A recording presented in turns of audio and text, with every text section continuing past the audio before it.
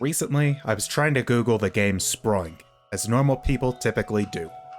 It's a game I played a lot on my old Windows Vista trash box way back during the recession days. Felt nostalgic for those times for some reason, so I was looking it up. Instead of getting that game about little green alien men shooting gems at other gems, I got page after page of results for something called Sprunki. What the fuck is a Sprunki?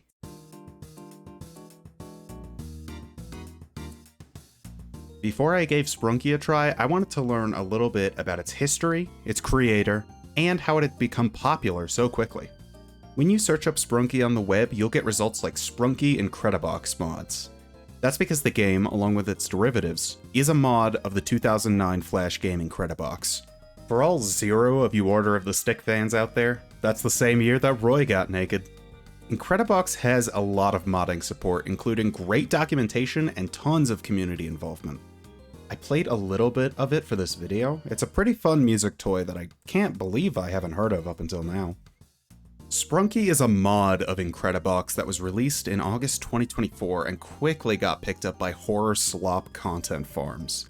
I'm not going to name the creator of Sprunki as he wishes to distance himself from it as much as possible. From what I can tell, Sprunki content farm schlock started picking up around October. In my eyes, the slop reached critical levels when Markiplier played it in December, although there are tons of videos from before Markiplier's video that have way more views than his. Animations featuring these characters getting pregnant or shitting went mega viral within only a few months. Today, the creator of Sprunki has completely disowned the project due to the constant harassment he faces by elementary schoolers, and Sprunki slop for toddlers still consistently reaches mind-boggling view counts. Honestly, learning the history of this game is just really depressing to me. I started this video because I thought it would be a funny project, but it just kinda makes me sad. The creator of Sprunki had his art stolen by faceless corporations, and the only thing he received from it was an endless horde of toddlers pestering him for more. It sounds like my personal hell. Speaking of hell, I decided to play some Sprunki. I'm absolutely terrible with horror games. Even bad ones scare me way more than they probably should. I'm not exactly sure why I decided to take this on. I'm gonna figure out what this game has done to captivate your little cousin and be the talk of the town of every 4th grade classroom across America.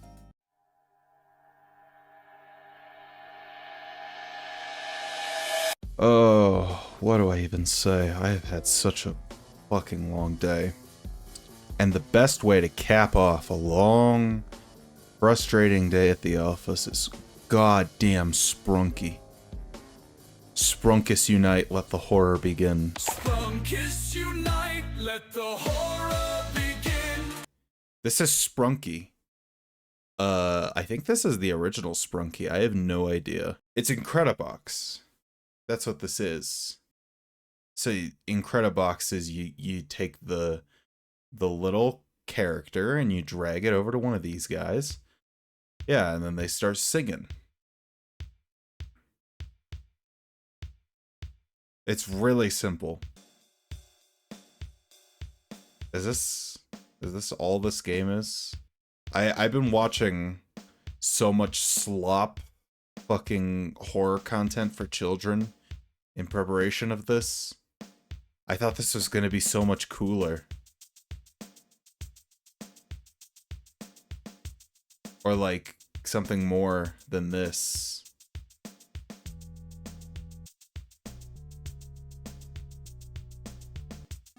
I mean, it's neat, you know, that's all I can say. I don't know how this is what caught on, though. You know, you can buy Sprunkus toys at fucking Walmart. I want to try out all the clever characters that I've seen so far. Is this really all this fucking game is? How is this what kids are shitting their pants over? Oh, this is the killer. If you want to escape, you must escape from Wenda the assassin. Okay, there's a black hat here. Is this the analog horror hat? Yes, it is. Oh, there's eyeballs. What is that I hear? Oh, it's just This guy's just analog horror drone? That's what this guy is? I thought this was like the Some Ordinary Gamers fucking intro for a second. Oh my gosh, it's the fucking boss from Kirby. It's fucking dark matter. I am a little pussy ass bitch when it comes to horror games. I'm so bad with them. Oh, this is a funny character. I like that animation, that's fun. Oh, I want to see what the murderer looks like. This is the murderer.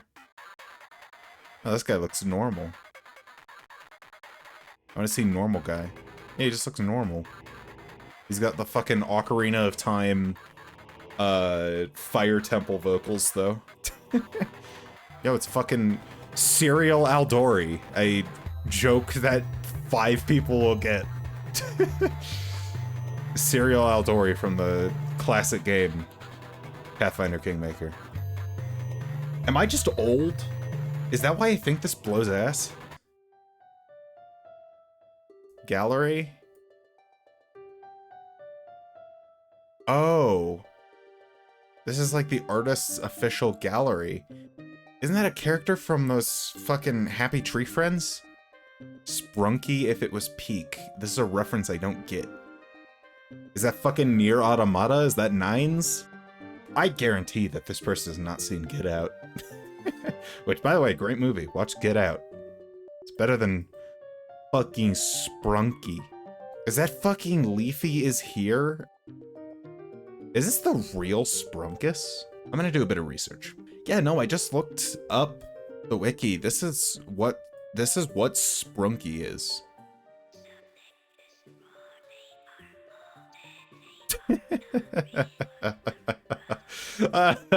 Oh man, this is what gets millions of views. Man, kids are so fucking stupid. I'm so much smarter than children are.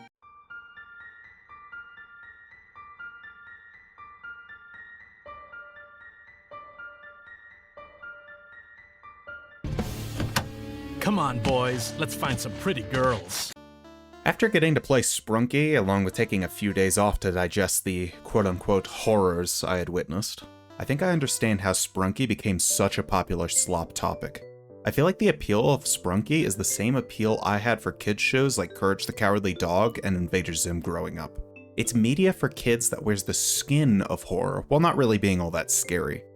The major difference between those 25-year-old shows and Sprunki is that those shows had passionate artists carefully creating something that they thought was great, while Sprunki's creator abandoned it to be picked up by the YouTube Kids industrial complex. I'm not like Chadzington. I'm no connoisseur of all the kids content YouTube has to offer. But recently I have been watching an ungodly amount of these Sprunki videos ever since I started working on this, just to really understand what this style of content is like. I think the best descriptor for these videos is visual white noise. With a lot of these videos, there's no rising or falling action.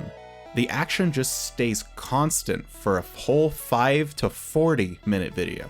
It's meant to keep you in a trance, just mindlessly watching, as the situations just keep on going, with very little evolution in them. I'm an adult, and several times I found myself getting sucked into these videos' hypnotic assaults on your senses. I can't imagine how hard it is for kids to look away from these. I'm so glad that the era of the internet I grew up in was the mid to late 2000s.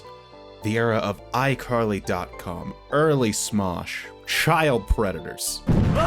Now, children's content on the internet is just this void of substance, trying to pull kids in and keep them there, consuming mindlessly. Watching this stuff makes me feel dirty, overstimulated, and mentally unfulfilled. A lot of this content also focuses around fetishes. Take this from me, a furry who has worked in education and disability support for over 3 years. Exposing kids to fetishes like this is fucking terrible for mental development. The amount of elementary school kids and adults with severe mental disabilities I've seen who have learned to become hypersexual due to this style of content, well, I could probably count the amount of people on one hand, but that's still too many people. These videos target impressionable people with weak mental constitutions and a lack of companionship, and exposes them to concepts they are not prepared for. If you're an adult, you need to know what your kids are watching on the internet. It's probably not far off from the type of stuff that you're seeing here. Watching these videos was a complete waste of my time, and it's a complete waste of time for the millions of children around the globe mindlessly consuming these every day. Again, I came into this expecting it to be a funny joke, and I came out feeling uncomfortable and like I need a shower. Don't watch these, don't let your kids watch these, it is garbage. Let me watch it instead, because apparently I have nothing better to do. Since Sprunki started as a project on Scratch, the code is easily available to be opened and copied by anyone. Thus, tons of kids have decided that their first coding project is going to be a mod of the mod that is Sprunki. Some of these mods have the exact kind of quality you'd expect, ironically bad art because kids nowadays are afraid to be genuine, but some actually do try. The mods that are actually worth talking about are the ones that genuinely try to make something scary. And by scary, I mean overly gory and generally unpleasant to look at. I haven't included footage of those here because I really don't want my video to get taken down. While chatting with one of the members of my Discord, link in the description, I suddenly came to a shocking realization. A realization that made me even put this segment in the video in the first place. Sprunki mods are just Jeff the Killer fanfics for kids born after 2016. If you were a frequent internet user 15 years ago when it used to be good, you'd remember characters like Jane the Killer, Clockwork, Eyeless Jack, Tiki Toby. They were meant to one-up the original Jeff the Killer story or for the writer to insert their OC into the creepypasta world. I don't think kids being creative is a bad thing. I'm not a Midwestern pearl-clutching mom who doesn't understand the passage of time. Although I think if my hypothetical kids were drawing this kind of stuff, I'd probably be a little concerned. That's just what these Sprunki mods are.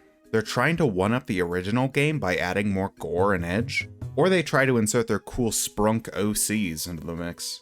I just think it's really funny that when I was a kid, creepypastas were all the rage. And in a way, creepypastas still are really popular online with kids. It's just that instead of sharing stories, kids nowadays are sharing more visual mediums, like video games, art, and animations. I think it's interesting that the type of horror content that I was searching for on the internet 15 years ago has continued to be really popular with this generation of kids. I wonder what other internet trends from my childhood Sprunki slop jockeys have latched onto. Hey, who the fuck is Horror Skunks?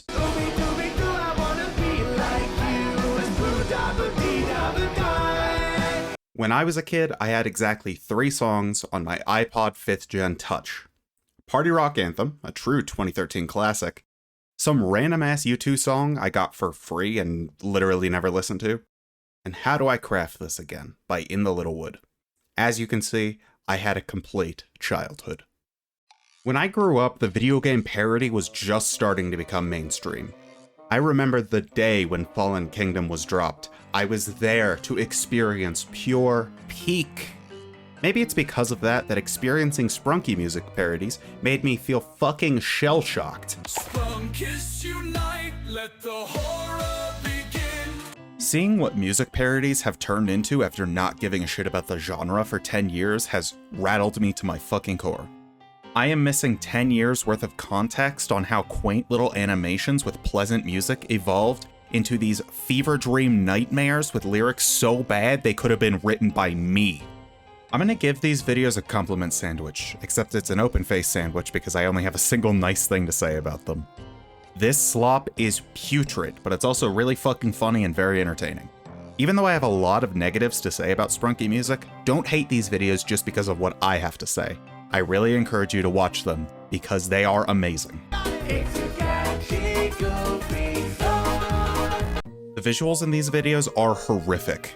Not because it's a parody of a horror game, but because they make the characters look so hyper-realistic.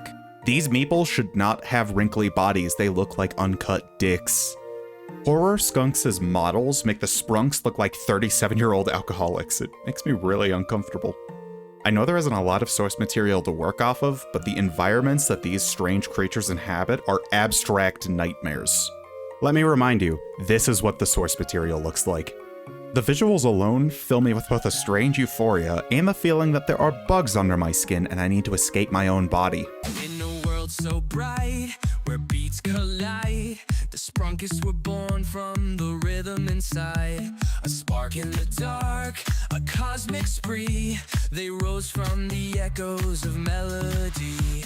Looking beyond the visuals, the lyrics of these videos are often so terrible they sound AI generated. Horror Skunx gets massive credit from me because while the lyrics of his songs may be simplistic and repetitive, they are also very catchy and funny. Others are significantly stupider.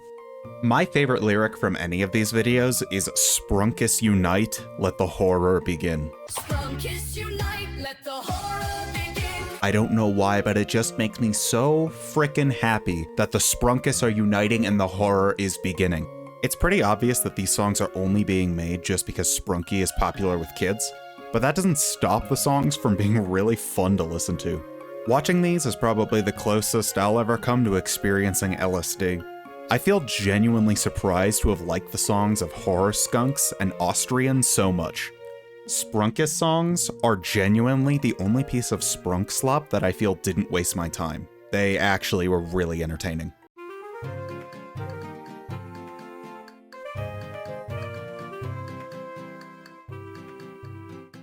Over the month and a half it took me to create this video, I have learned what Sprunki truly is. A waste of my goddamn time. Tell me honestly, did this video teach you any genuinely useful information? I bet the answer's no. Sprunki is a safe, corporate kitty horror IP with no real substance. The only piece of Sprunki slop that's actually worth a damn are the music parodies, but you can enjoy those without even knowing what the hell a Sprunki even is. Sprunki is pointless. It's not worth interacting with. Do something better with your time. Read a book, play a game, make new friends, do anything but consume the amount of slop that I have. I feel very bad for the creator of Sprunki. I hope that one day they will be compensated for the millions of dollars generated by corporations using their game. If you want to take anything away from this video, it's that your art can and will be used to generate value for shareholders while not giving you any returns. This is the most obvious conclusion I could have come up with, and I'm sure you are already thinking it long before I just said it. Hope you enjoyed reading this paper as much as I enjoyed writing it. Subscribe to never hear me talk about Sprunki ever again. Goodbye forever.